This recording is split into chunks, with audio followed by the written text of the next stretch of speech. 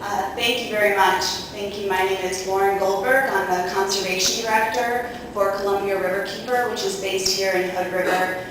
Jerry is a hard act to follow. Thank you so much for your tireless efforts on behalf of informing the public on this critical issue for everyone here in Oregon and Washington. I'm going to keep my comments very short because Columbia Riverkeeper will be submitting extensive comments on the draft EIS.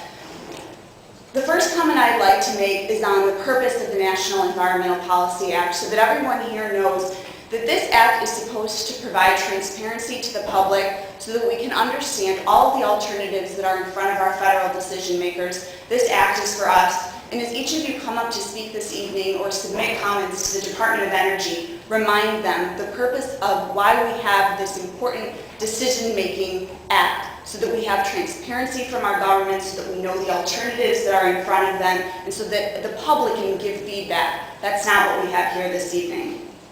The second point I would like to make is about what I spend most of my day doing, which is looking over documents that relate to Hanford and the nuclear waste legacy that we have there. I look at documents that involve the impact on salmon, on tribal members, on little tiny species we don't even think about that much. And the bottom line is this: we don't understand. We do not understand how we can fix these issues and what it will take to get us to a true cleanup. And until we understand that, this particular proposal that the Department of Energy is bringing to us today is really quite laughable, and that's what it comes down to.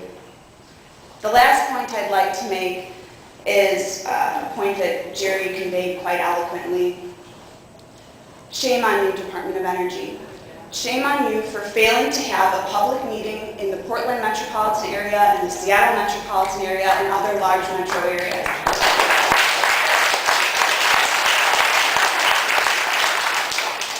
The Department of Energy's failure to have any meetings in these large metro areas is simply an invasion of public opinion in the Pacific Northwest, and we will not stand for it.